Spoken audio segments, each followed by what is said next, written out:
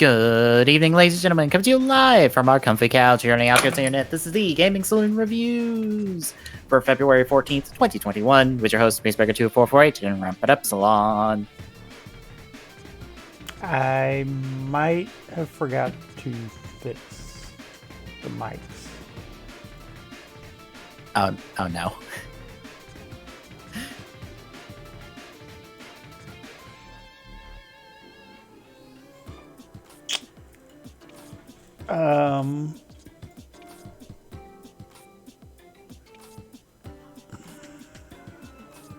I actually forgot how to set this properly.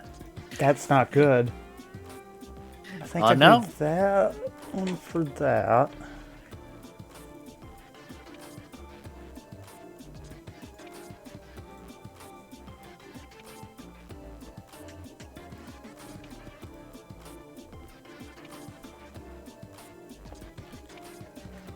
Because I think the balancing's about right, except for I do know I've got to fix my mic a little bit. Because it's quieter than yours. Makes sense.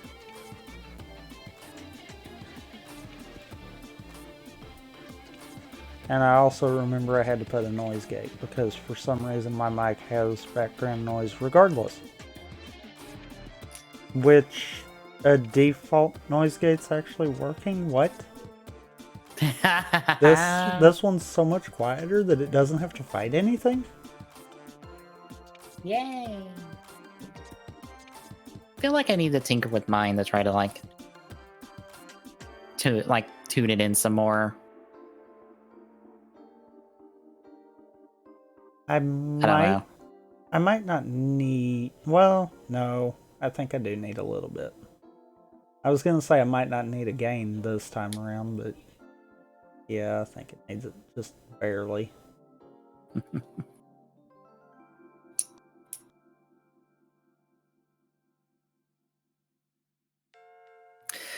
But this week, folks, we're covering Dragon Knight episodes 17 through 20. We are halfway through the show. Yes. Yes, we are. I'm also glad you told me to update the drive, because we were literally a week away from not having any more episodes on the drive. And by a week away, you mean today? Yes. Thankfully, I put the rest of them up, and I deleted all of them but this week's. Yeah, and you confused me because I didn't know you did that. Oh. I hopped in, I'm like, oh right, I was here.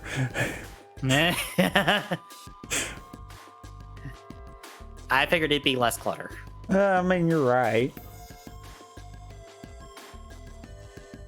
But also, since this method works, I can literally download anything and just throw it up on the drive. Fair.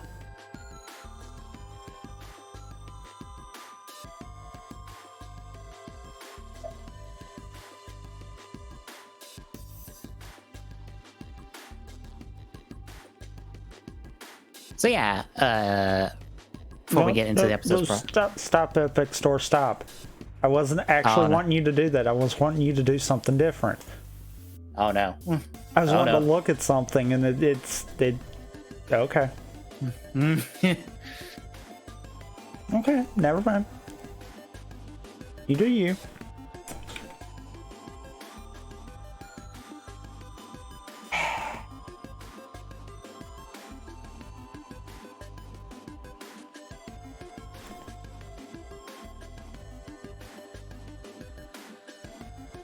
So before we get into the episodes proper, how'd you feel about this for going in?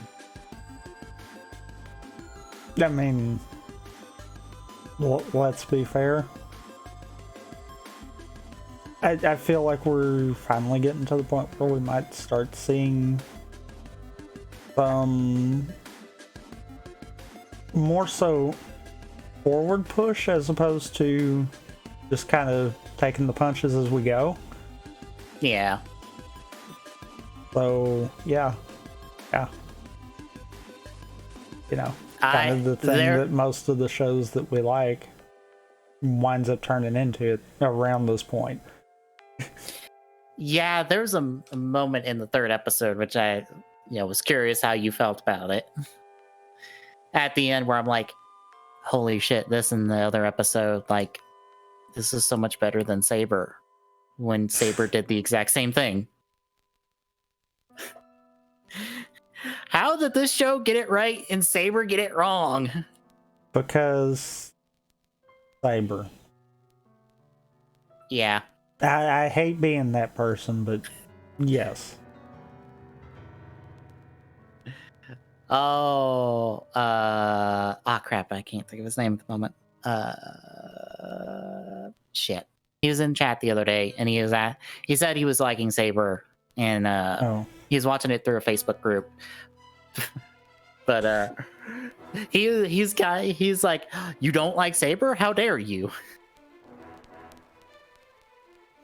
I walked away from Saber early and don't regret it. Yeah. Like, I've not felt the urge to even go back to it, is what's bad. It's like, yeah, I'm just fine with saying no. It took too long early, and it's like, no. Mm-hmm. Like, I think most of it is not a bad show. I think it's a boring show with moments of bad show. Bad show. It's a repeat of Ghost, which doesn't surprise me.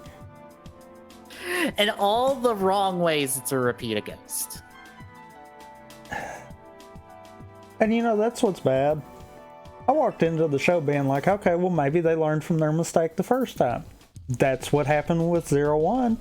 They learned from the mistake with X8 of not writing enough content. Mm-hmm. Unfortunately, circumstances happened and they had too much content by the time the dust settled. Yeah. They couldn't help that. I'm willing to give them a pass for that. They did learn from their mistake. But yeah, I feel like we're just walking the same road, and it's like, really? Mm-hmm. Really?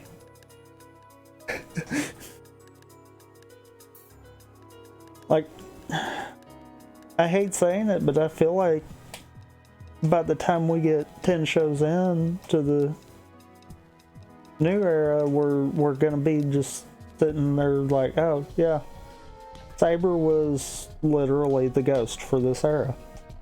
I mean, in reverse order, almost.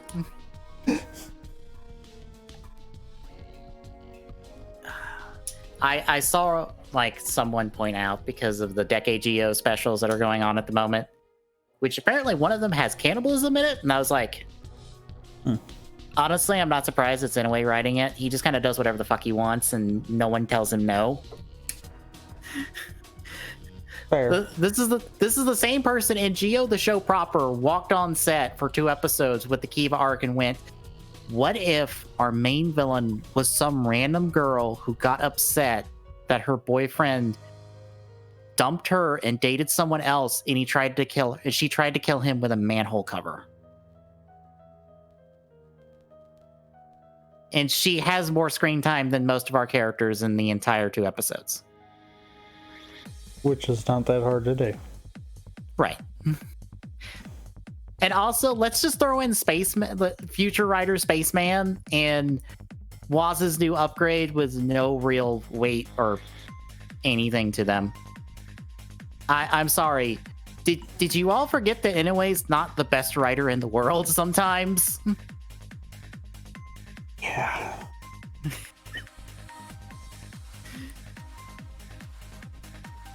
But yeah, I just saw that and I'm like, I'm not caring about these specials, because I skimmed through the first episodes of both of them before they were subbed, just to be like, all right, what happens? Apparently, not a whole lot on both ends. Although, the second episode of, I think, the Geo one, Tsukasa just straight up murders one of the Sokos in it. I mean, if only it was the main one. Apparently the main one is dead, but by someone else's hand. In that same episode.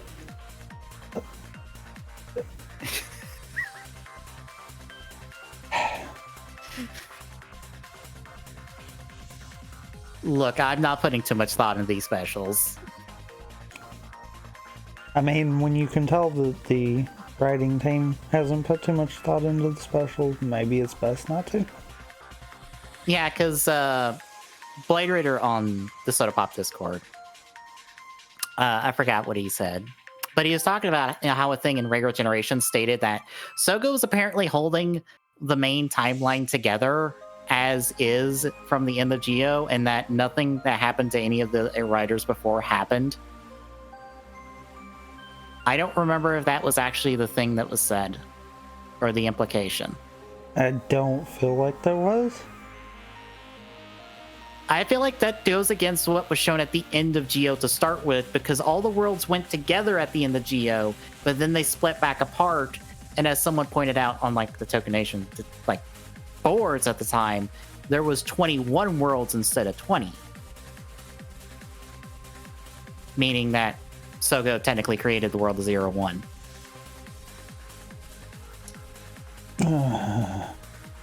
I know, I hate it too. But like, technically everything was supposed to go back to where it was. Honestly, it doesn't fucking matter because it's a repeat of O's Deno. Because you remember how O's Deno fucked the timeline super hard and they didn't fix it in the end and no one cared? Fair. Because no one referenced it ever again. Because fuck it. And I would like to remind everyone, the same producer was on both of those. So he okayed both of them. I don't remember if it's the same writer or not, but it's Shirakura. He's the one who does all this continuity bullshit all the time, and everyone just ignores him.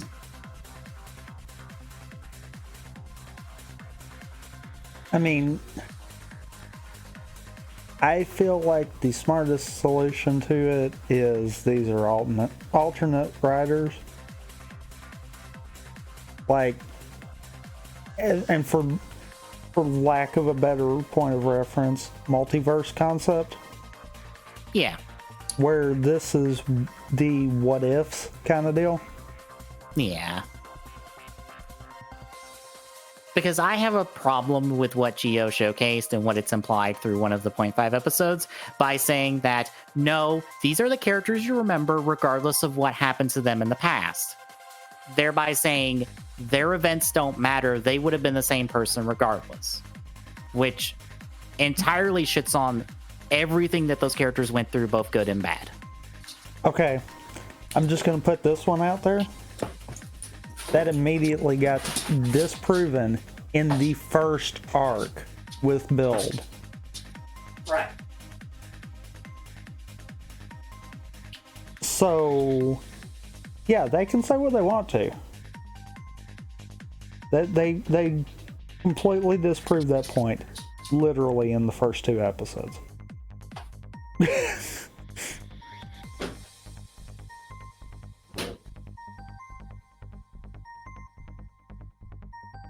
I had to get up and stop my dog from stealing a book again. I figured.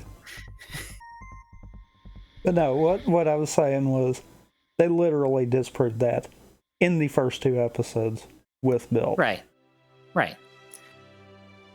So, yeah, no. Because Sento's acting like Sento instead of acting like Katsuragi. Except for Sento really would not have existed if the events of the show had happened. Period. Right. So, yeah. Yeah. Like, there's that. There's the fact that Forza Club wouldn't have formed at all, and those characters wouldn't have gone through their growth over the course of the series. But they did anyway, because fuck you. Like, Emu, would he have even became a doctor if he didn't get infected by the Bugster virus and get in that accident? I feel like that one is that tricky situation. Because I don't think he would have had those events happened. However, Geo didn't step in until he actually was already a doctor. Right. Meaning that he still would have been infected by the Bugster virus all this point. Right, but what about Parad? Does he just get out of existence every time Emu loses his powers? I guess. Because they imply that the villains disappear when the other writers are created. So, like, does that mean that Prod and Poppy keep blinking in and out of existence? And everyone keeps remembering and forgetting them? Every time Emu gets his powers back? I kind of like that headcanon. Yeah, that would be hilarious. That's fucked. That's incredibly fucked. Because, like, Poppy does not deserve that. She was an ally for the entire series, and Parad at least earned his fucking redemption, unlike several other villains in Rider. He earned his redemption by being murdered by Emu, and then Emu going, I forgive you, let's go save the world, and Parad going, yeah, I am an asshole, let's go save the world. But yeah, that's one of those. I don't know. He's the weird one there, because I don't honestly know. Because by Geo having any impact on Xaid, that would mean far more time travel than just back to when the show existed. Right. Now, he might not have been a writer. That part I might could understand. Mm-hmm. But it's one of those, that one's the touchy one that I'm like, And bear in mind, we're only talking about the main writers at this point. This doesn't even get to the whole fucking mess that is every other writer in the respective series. Yeah. Holy shit.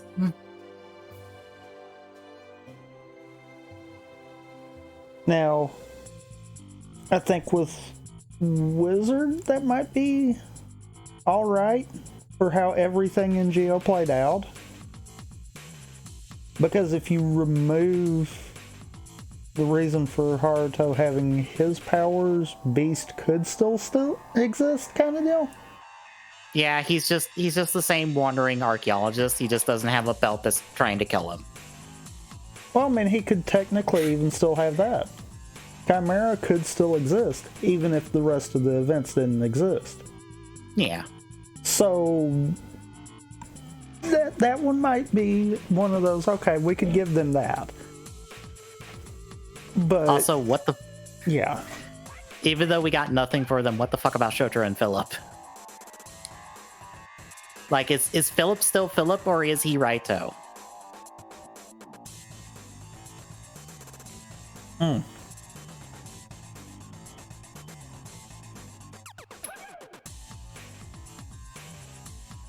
Like, Terry on the upside gets his family back, but on the downside, he would have never met Akiko, and he would have never had his kid.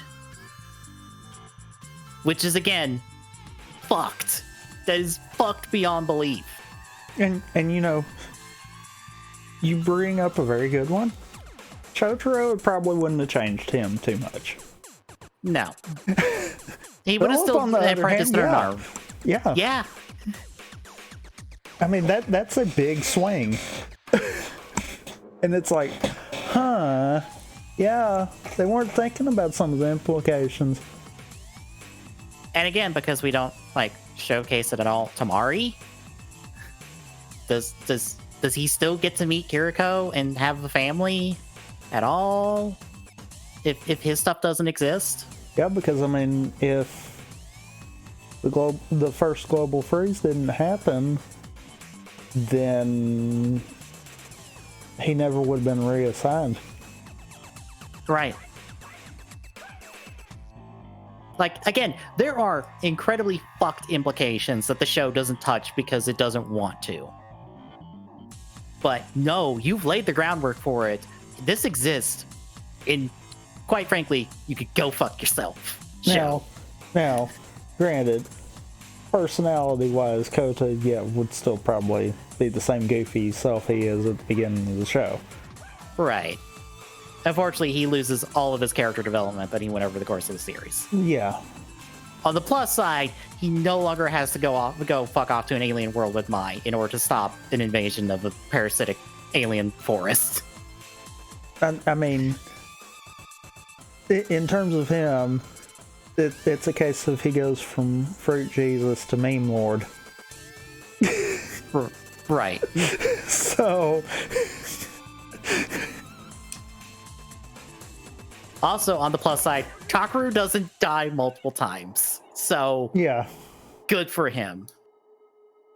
Although, if you eliminate the bad guys, that would eliminate the Genmeisers. Does that mean Alan exists anymore? At all?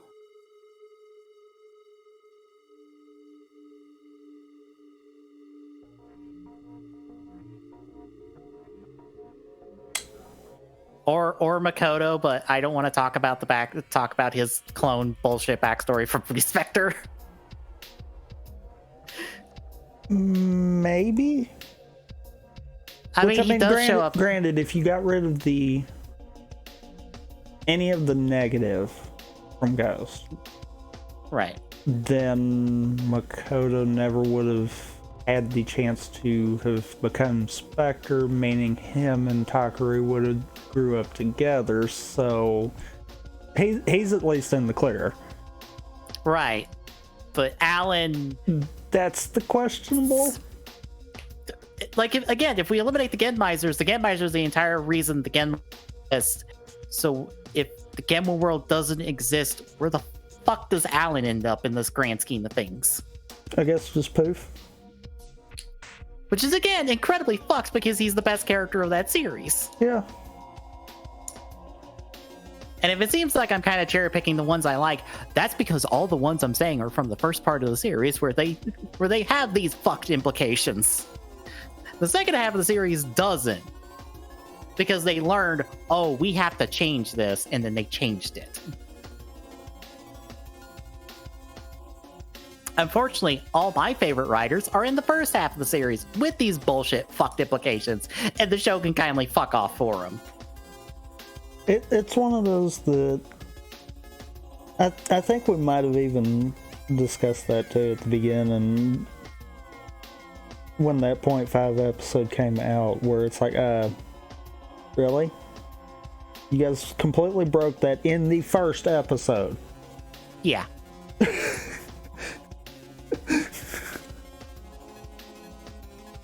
And I love how starting out you did feel like I was being nitpicky, and then the show collapsed on itself because of every little flaw it had. Yeah.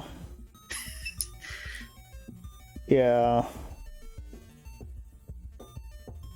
It's one of those, anyone that wants to watch Dio and have a chance of maybe kind of liking it by the time they walk away from it, don't look at this as Sogo's actually meddling with the timeline for any of the past riders. Look at it as a what if kind of deal. A what if something happened here, what would happen going forward? Because one last one is edgy, because again, if you eliminate the Yummies and the Greeds, no more Ankh, which means no more the best relationship in O's, and also no more edgy becoming a better person. But I could honestly believe that he would try to become a politician, because he would try to find a way to better the world because of backing from Kagami. So I'm like, if you didn't have these fucked implications, I'd kind of be okay with this. He would be the one that I would be like, he would probably, as a person, still be about the same. It's the fact that we lose that development and seeing that he can get serious about what he's setting his mind to. Yeah. That might make that change slightly. Again, he is not the edgy we remember. He is some different edgy that the show's trying to tell me is my edgy. And I'm like, no, he's not. He's a different edgy. Stop telling me he's my edgy. This is not original O's. This is some different O's that I don't like.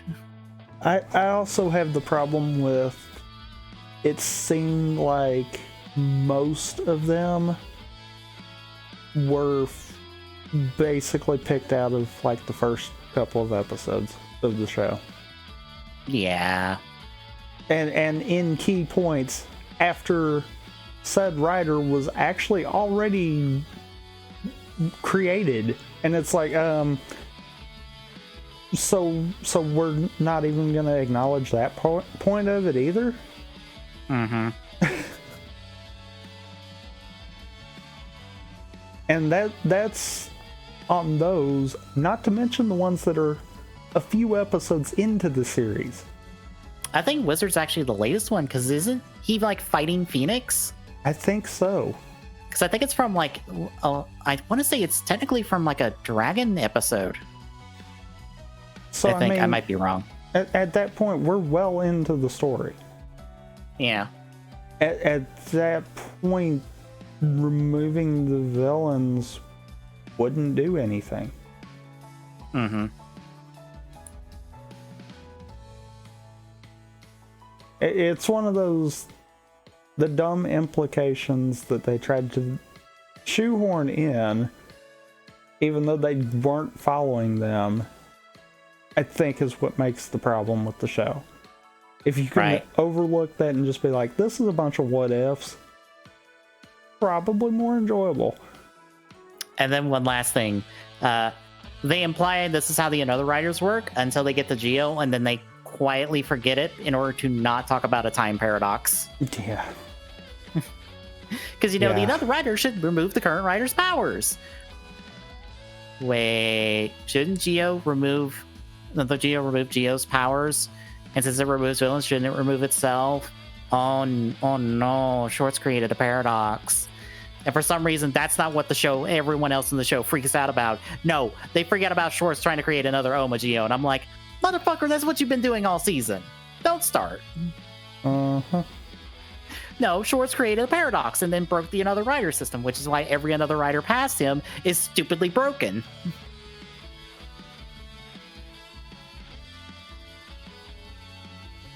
Anyway, let's talk about Dragon Knights. The better writer show. Yes, a better writer show than the last two we've been talking about extensively.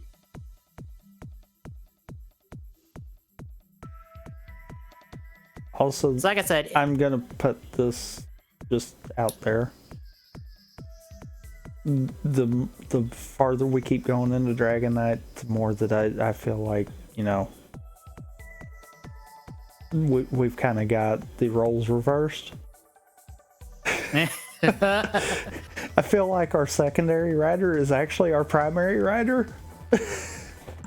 Look, there's a reason they did this, and we will get to it. Trust me. Because right now it's like, oh, yeah. No, this is Lynn's show. Again, this is a thing the show gets right, but also it's because of stuff with Ryuki that we will get to that they apply to the show.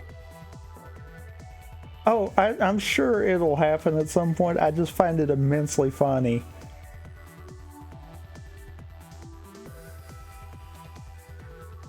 Yeah, like I said earlier, it's 17 to 20. Any other thoughts going in?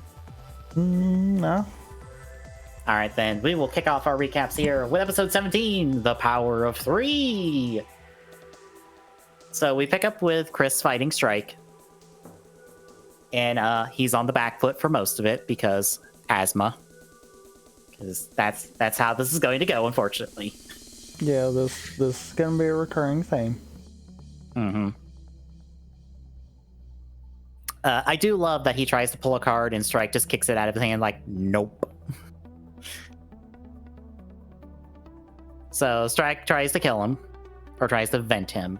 But Kit and Lan manage to show up in time, make the save, and Strike just runs away. Yeah, you kind of forgot. The kids show, we can't say the K word. No, we can say the V word. And it might as well be the K word when we get to it later, because fuck. Yeah, because, I mean, to be fair, yeah, they are kind of unaliving them. Yeah.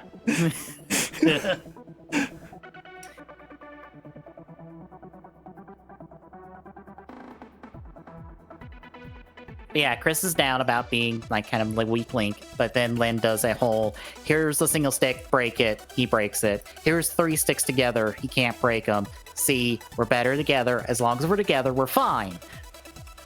Unfortunately, Chris forgets to beat it with everyone else for the rest of these episodes. Yeah.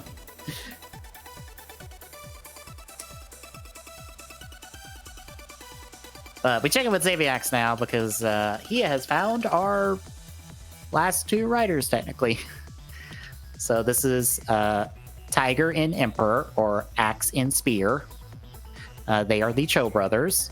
I have not bothered to write down their first names because they are a pair until they are not a pair. I was going to say that it's pretty apparent that it's going to be both of them. Mm-hmm. But they're stealing some bikes, and Xaviax is like, ooh, criminals! I love criminals! I know how to make criminals work for me easily! So later in the episode, because I'll just round it in here since it's just the rest of the scene, more or less, he just offers them a ton of cash, the decks, and is just like, do you want to join my gang for a heist? Kill this one person for me, and you're in. And they're like, cool. Also, they're incredible assholes. Yep. Like, I say they're essentially Bulk and Skull. They're Bulk and Skull without any of the redeemability. They are 100% grade A shitheads that you will not feel bad when they get vented here in the course of the series.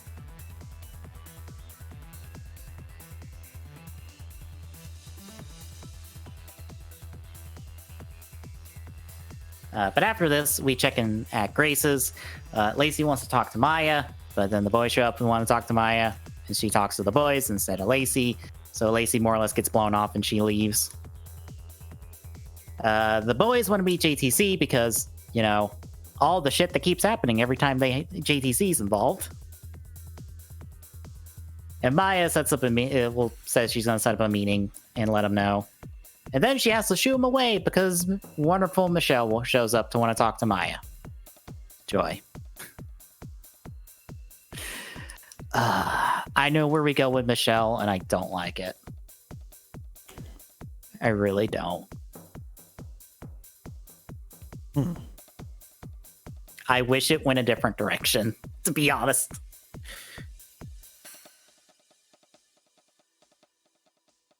Anyway, Maya pretty much just tells Michelle to piss off for, you know, getting her fired and stuff. She's working on a story. I'm busy. But Michelle is interested in what the story is, so she'll proceed to be very bad at spying on Maya for the rest of these episodes. How the fuck does no one see her outside the shop? Because no one's paying attention. Apparently.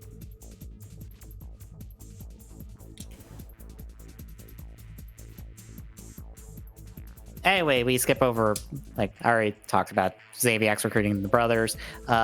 James does get a text from Maya with the meeting set up, and he's like, ooh, yay, I get to do stuff this episode. Or more stuff this episode. But we follow Kit to the hospital where he talks to his dad, and then Ghost Dad shows up to be like, remember to take care of your family first, son. Ghost Dad, please stop trying to make Kit do a heel turn. Stop it. Yeah. Stop it, Ghost Dad. Stop being a bad guy, Ghost Dad. Stop being a Xaviax. Yeah. But we check in with Chris as he gets a letter from his doctor saying, hey, don't do anything strenuous. It will kill you because of your asthma. And Chris kind of ignores it. Welp. And yeah. That was the point. I'm like, oh, they're foreshadowing him to, yeah. He ain't making it out of this show. But after this, we check in with James as he drops by Grace's to talk to Maya. She tells him about the rider, asks him what riders are, and he's like, I don't know. Liar. I love how, yeah. I love how much James is unabashedly just a terrible person. Yes. And very much plays to Oja in a lot of ways. Like, he does all of Oja's mannerisms as well, like the neck roll and all that, out of suit. I'm like, you did your homework, sir, and I love this.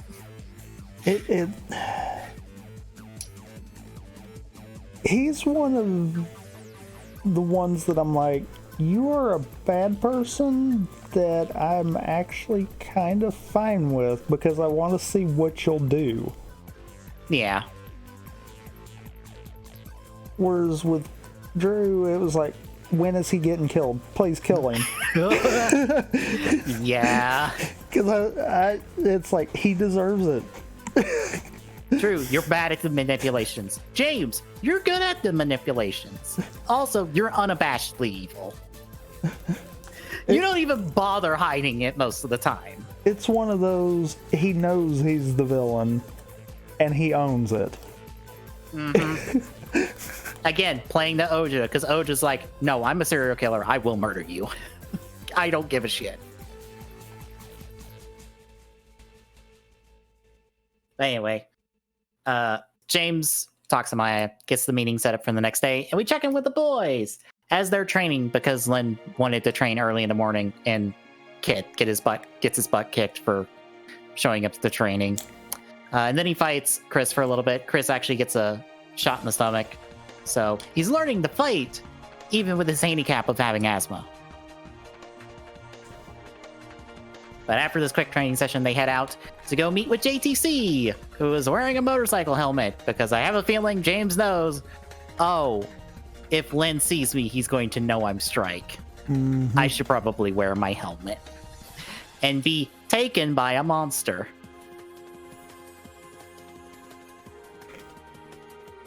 But the boys see this, they end up splitting up, or transforming and splitting up. Chris heads one way, Kit and Lynn head the other. This leads to Chris being ambushed by Strike again, and Strike fighting him, while Kit and Lynn fight the monster. I think they end up destroying the monster. I don't remember offhand on that one. Do. Okay. They destroy the monster, and again, make the save for Chris. So once more, Strike doesn't get his prey.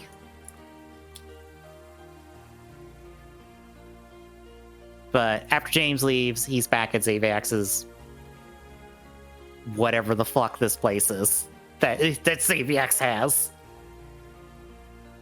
His headquarters or something. That's when he meets Axe and Spear for the first time. So now he has minions to do work for him. Which leads us to episode 18, The Brothers Show. So the boys are back at Kit's place, eating pizza. Which looks like some basic pizza, if I'll be honest. Fair. Because it is some basic ass cheese pizza, and Lynn doesn't even buy it. And I love that Kit's like, do they not have pizza on your world? And he's like, no, we have good pizza. This is not good pizza. What are y'all doing?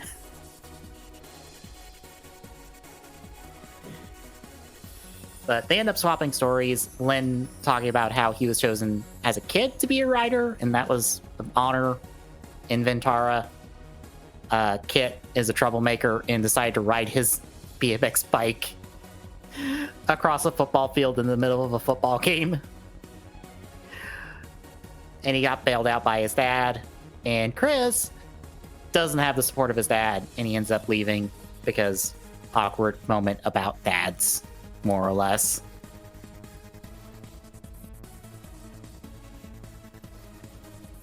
But as he leaves, he's thinking about recent fights on his bike, because that's what the show loves to do, is just film people riding down the street on their bikes, and as they half monologue, half flashback to themselves.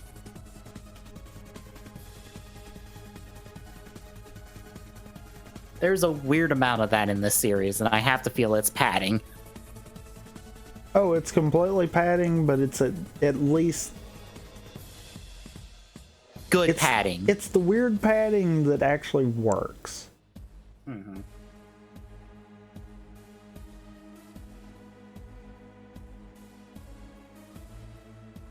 Meanwhile, Maya and Trent are discussing things. Trent says, "It's like, oh, I want to be, I could be a writer," and Maya's like, "No." Yeah, because no. Because she knows, like, the whole DNA thing is like, no, you can't. I can't either. But she gets the message from JCC saying, hey, I survived my encounter thanks to the riders. Totally. 100%. Yeah. Yeah. But this is when Lacey comes by and her and Maya have a fight about Maya and the whole rider business. And Lacey's like, look, this is fake. This is bullshit. You need to come with me and get out of all of this, please. And Maya's like, no. And Lacey's like, fine, I'm leaving. Also, Michelle is literally just outside the window holding a newspaper in front of her at the one table in front of the store. How the fuck did you not know she was there? Mm-hmm.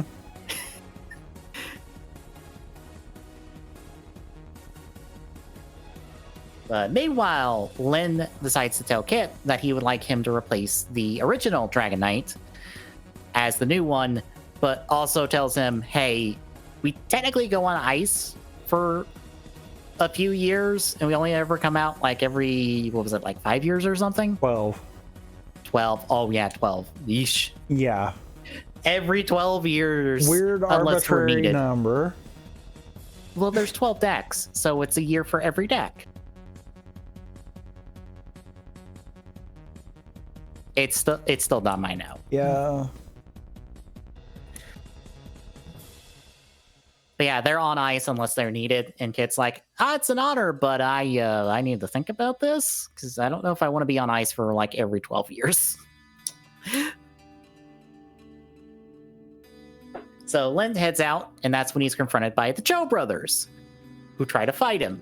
And they like kick him around for a little bit until they pull out their decks and try to transform. And Lin immediately just takes the decks from them. It's like, y'all are fucking scrubs.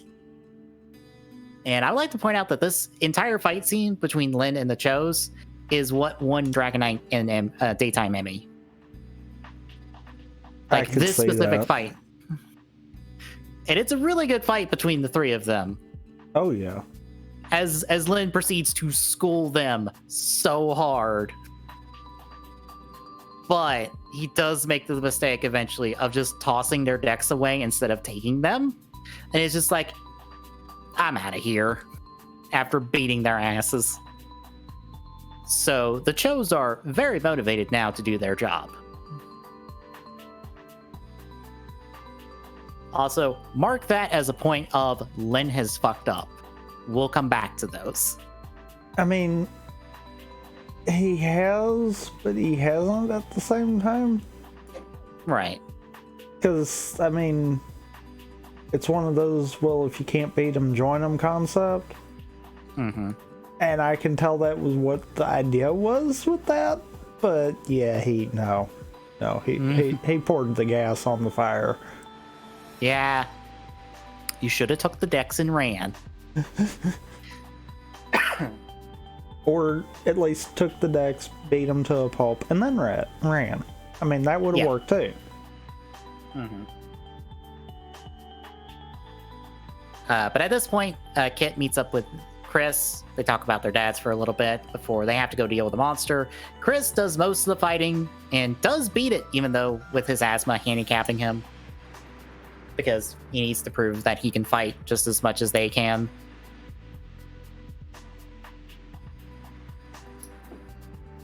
But we end the episode proper. We get heading to the hospital to go talk to his dad, only for his dad not to be there, and a snake going to be left by Strike, of course, because who the fuck else would?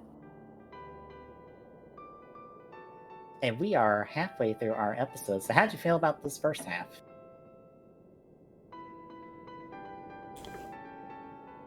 I feel like these should have been the episodes that feel like they should set up something, but because of the way that this show is written, it just feels like it continues steamrolling. Mm-hmm. Because, quite frankly, the summaries kind of dull it down and make it feel like it's truly just a build up to something more. Except, no, it's the build up throughout the show. Yeah, because bear in mind, folks, we only have 40 episodes to work through, and we are mixing episodes from both halves of the series, like the first half for Yuki and the second half for the Yuki in the next episode. Like, there are fight scenes from both halves. So we are mixing episodes well out of context from the original series to get the fight footage we need.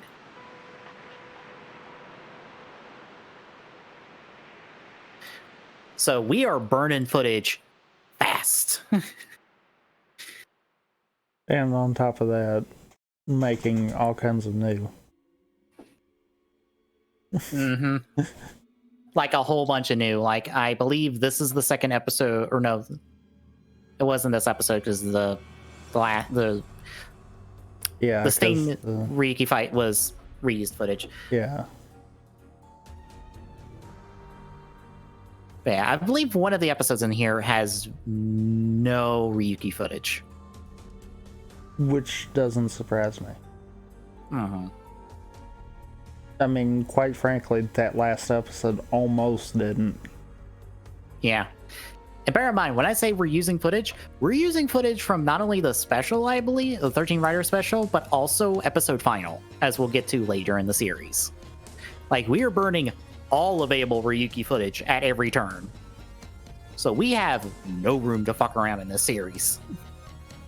And I kind of like that this is like, yeah, no, we're doing what we need to do, and we're getting it done. And we are making the best possible show we can.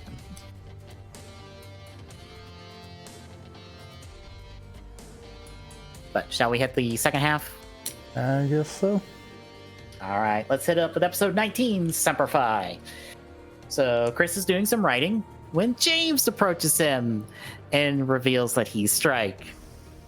And I love that Chris is almost ready to fight him. He's just like, no. Hear the deal first. So James wants to make a deal with him to join Xavier, to like get a cure for his asthma in exchange for Wing Knight's deck. Which Chris straight up just is like, nope. Yeah. Nope. Not gonna do it. You know what I am gonna do? I'm gonna transform and kick your ass. And I love that James is just like, oh well. I tried the easy way at least. And then transforms himself. So they continue to fight some more. Chris is on the back foot once again until Chris interrupts Strike's final vent and uses his Advent monster to get away. But this takes us to Lacey, who's trying to call Maya to talk about the argument, but decides to go to the bookstore in person and decides to stay outside the bookstore the whole time. And apparently no one sees her the entire time, this entire scene. Even though there are several people looking in her direction. But apparently just miss her.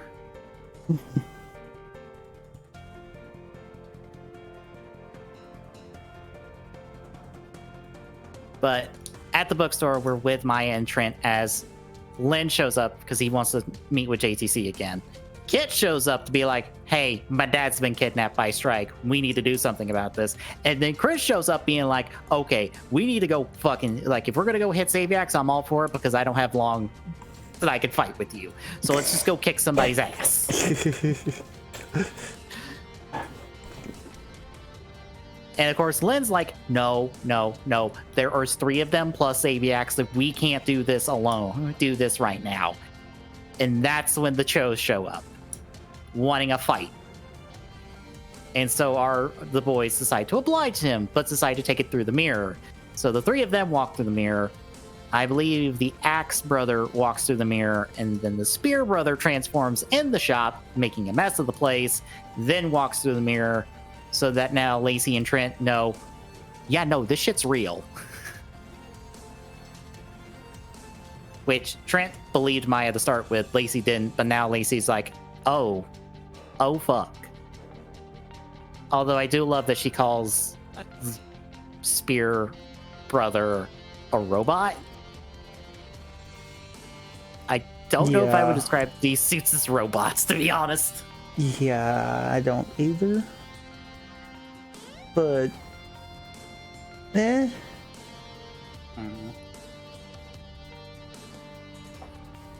But before we get to the boys and the Chos fighting, Lacey bails immediately, like, I'm out. And Maya and Trent are stuck cleaning up the shop, which they're going to be doing for the rest of the episode into the next episode. But our boys get separated as they go through the mirrors because that's how the mirrors work sometimes, I guess. Yeah. That's how the mirrors work when it's plot convenient? Yeah.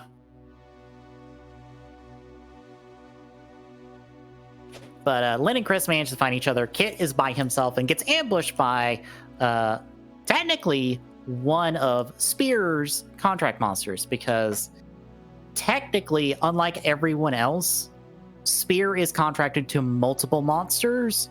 It's just they're all of the same species. Weird, I know, but it's how his work.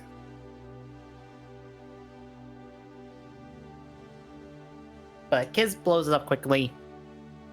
And then the brothers start attacking him. They proceed to rough him up some because they're actually under orders not to vent Kit. So they can only beat him up a whole bunch. They can't actually vent him for now. I mean, they could, but then they'd be vented themselves, so. Right. But eventually, Chris and Lynn show up, but they're stuck fighting Spear, whereas Kit's fighting Axe. And once Kit's one-on-one with Axe, he whips Axe's ass and lays him out and starts to go for a final vent on him, but stops, deciding to show mercy. Fuck up number 2.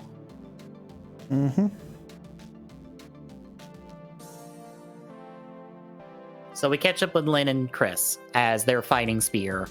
Spear slotting in the wrong card, mind you, because he actually slots in his final vent card instead of his attack vent card. A weird fuck up, I know, but he summons a bunch of his monsters and they beat the shit out of Lynn and Chris. And when Sting shows up, he beats up Chris. Lynn's down. Sting starts to go for his final vent. Kit shows up, but gets sidelined by Axe and held back.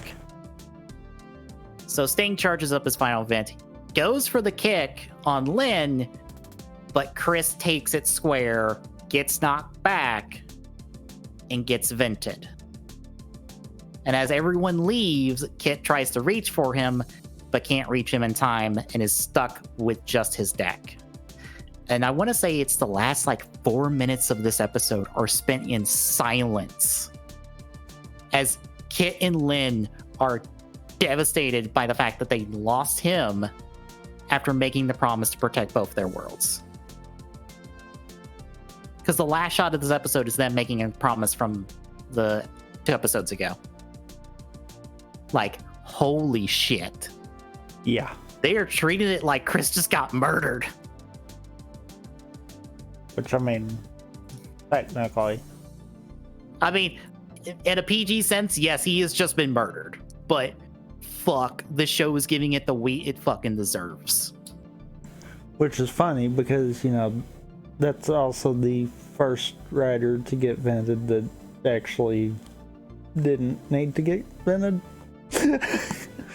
Yeah. So it's one of those, it's yeah. I could see people being like, well, why didn't we get it for such and such? They were important to the show. Yeah, they were important to the show. Not important kind of deal. Yeah. And also, just as a Ryuki comparison note, Raya does actually go out early in the series as an ally and does get straight up murdered. So they actually are following Ryuki in the sense where Sting goes down as an ally. Of course, I guess it was probably easier to do that too. Yeah, and also because of things involving Raya and Guy we'll get to. If you know your Ryuki lore, you know. Or if you know Ryuki, you know where this leads with the 2 of them.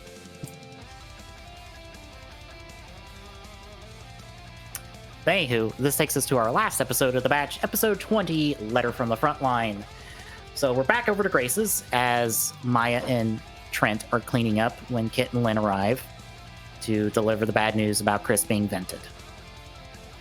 And they are both blaming themselves.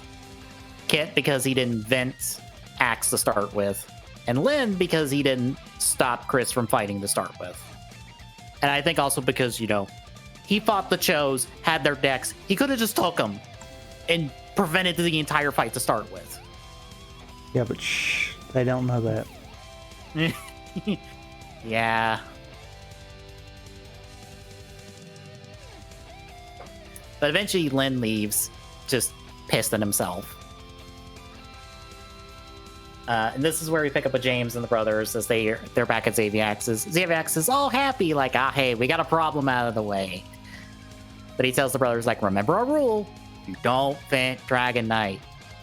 You leave him for last. And yeah, they've got Kit's dad just in a wheelchair. I love how much his actor just has to just sit there and pretend that he doesn't he's doing nothing, more or less. Yeah. He just has to go stare at a wall for like 20 minutes while everyone else does the acting.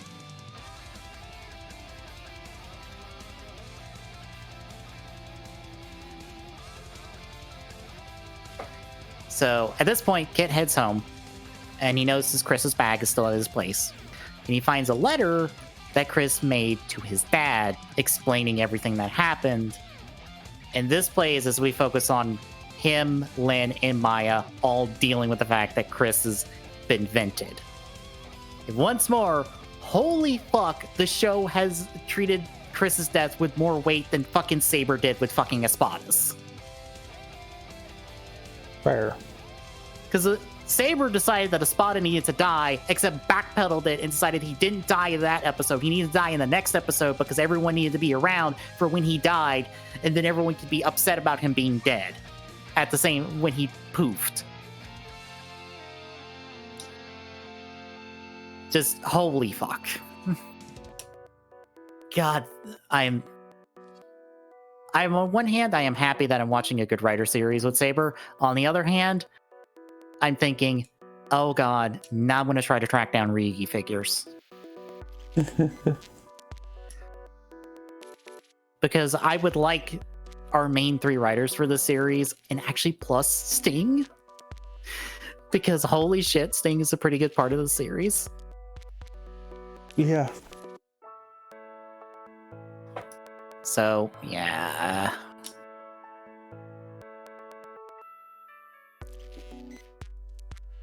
But yeah, we end up back on Lynn after this little, reading of the letter montage as Lynn's talking to his mirror self. And he's pissed at his mirror self. And I love that he actually tries to punch it through a mirror, but his hand just goes through it. Because I guess you can't break anything reflective if you're a writer now. Because you just go through it. Fair. Yeah, Lynn's pissed at himself for not being a good enough leader, even though he didn't want to be a leader. But too bad, you're the main writer of this series, more or less. Yeah.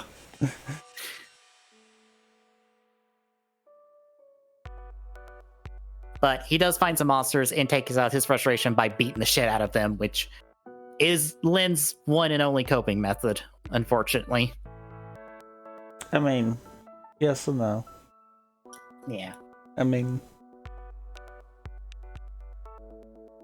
to be fair, all of his fight scenes, in suit and out of suit, have kind of been really good.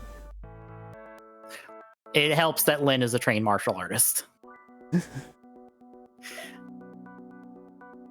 But we check in with Kit as the Chos corner him and decide to go beat the shit out of him for a little bit. Although I do love that Kit's like, where's my dad? It's like, oh, you lost your dad. And he's like, I will punch the shit out of one of you right now.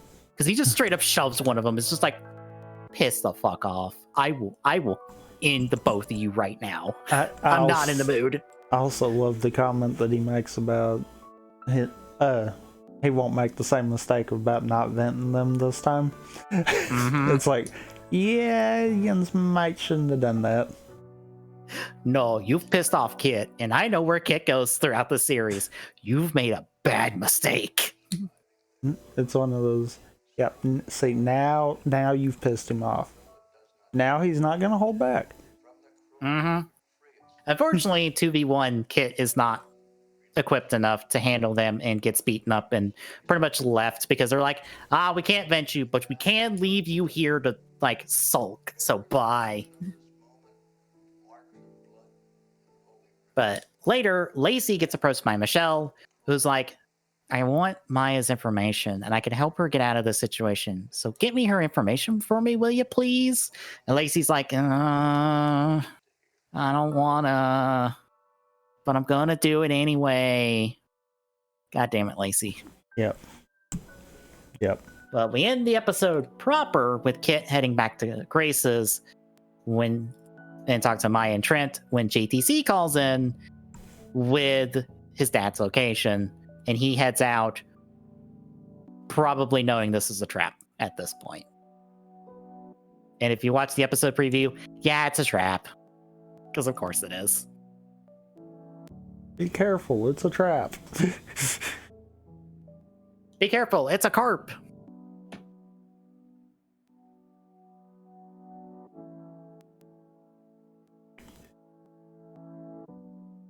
But that is our 4 episodes. So how'd you feel?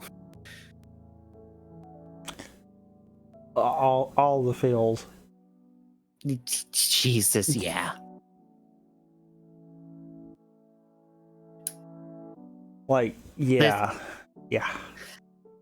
This show might have the budget of like a ball of cotton and 2 strings, but fucking hell, it's trying.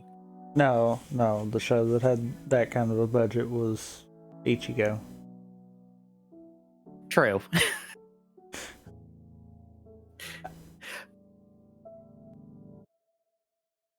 But it does remind me of like the start of Ichigo, where it's like they are busting their ass.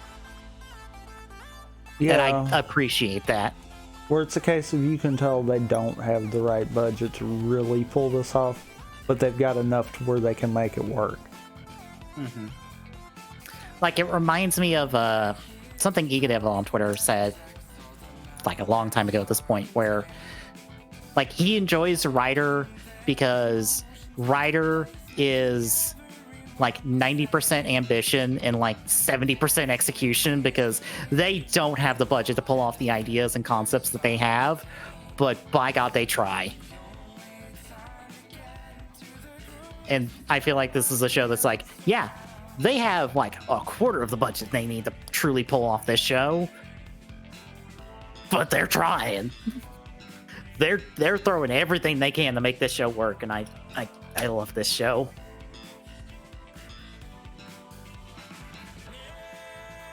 We secretly have a really good writer adaptation, and I don't think many people have watched it. Yeah. Mainly because the show's like not really available in a good method anymore. Because Lord knows where the license for this show is anymore. It never got a home video release, I think, in the US. So most of the rips, at least for the English version of it, are what aired on CW. And the only reason we have as good quality release as we had is because it got re-imported in Japan, redubbed in Japanese, and released on DVD in Japan. And the Japanese release, by some miracle, included the English audio. Actually. They didn't actually, like, re-put in the audio for this. This is actually the English audio that was on the DVDs. So by some miracle, the English audio, the English version of the show survived. By a miracle, more or less.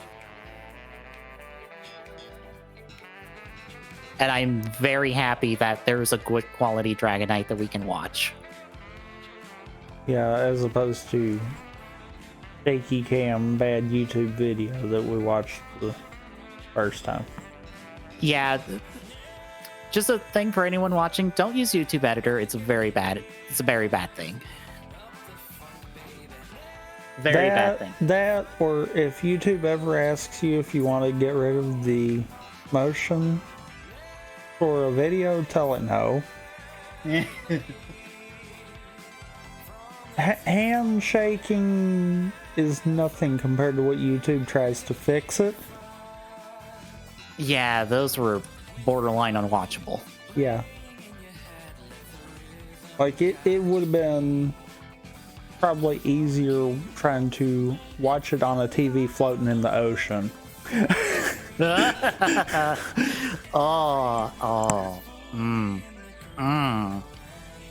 Oof. Oofa doofa. Yeah, that's a no. No, please. Yeah, no. But that's this week's Dragon Knight, folks. Halfway through the series, and at some point within the, I think, 4 weeks we've gotten through this, we need to figure out what we're doing next. Yeah. I'm willing to say that if Team Rider does not give us a series by the time we are done with Dragon Knight, I will download all of Den-O, and we will do Den-O.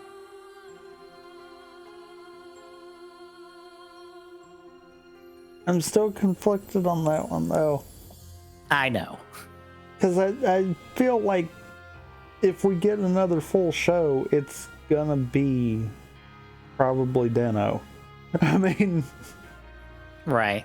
Like, I feel like it's gonna be that, or because we did get the Gaim solo movie, it might be Gaim. So that's one of those I'm like, what do?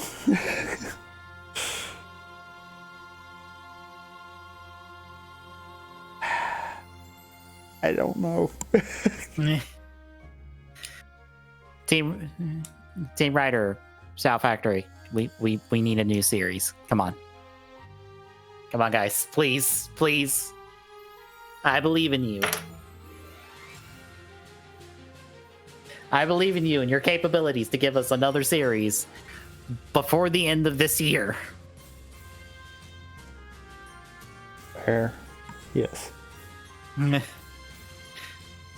I know that's a long time period to cash in on that one, but come on. Well, it's like now, waits till November. Oh yeah, God. we're releasing this in December.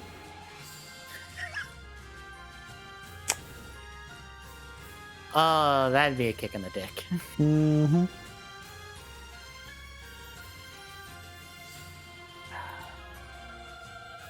Well, tangentially, I am really tired of seeing stuff about the Snyder Cut of Justice League.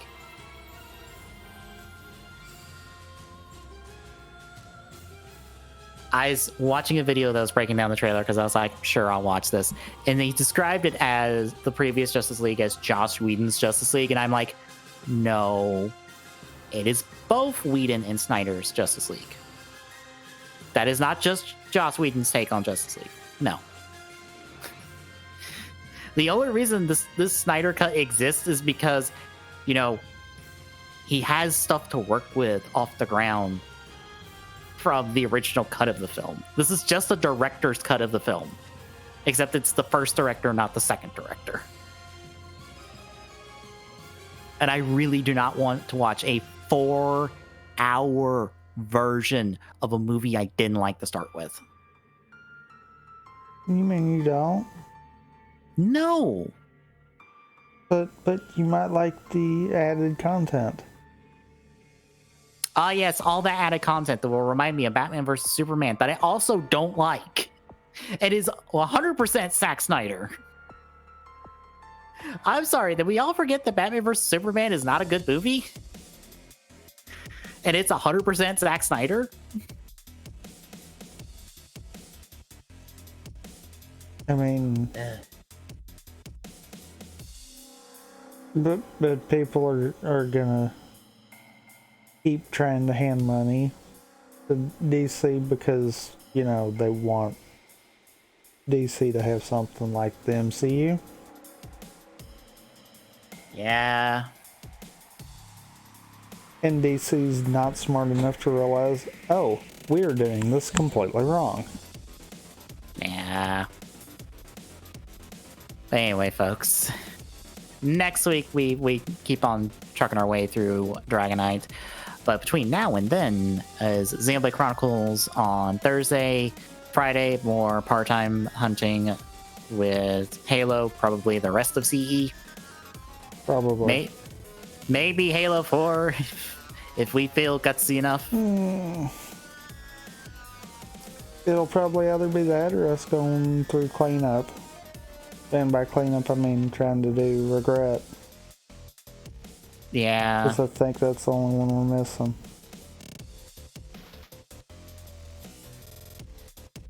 I think that's the only one we're missing out of everything left over at this point. I think so. We might Saturday. wind up doing another episode of Spartan Ops. Yeah. Joy. I mean, to be fair, we do have to kind of do that at some point if we go from part-times to the achievement hunting idea. Yeah. So that's in the achievements. Yeah. But Saturday will be TGS. We'll be talking video game news. I forgot that Warner Brothers apparently were able to successfully patent the Nemesis system from the Shadow of Mordor games. Which means no one can do the exact Nemesis system for a while. Like, no one could do loading screen mini games until the patent ran out on it. That's an actual thing, by the way. And incredibly stupid that that got patented and like no one could use it for like 15 years or something.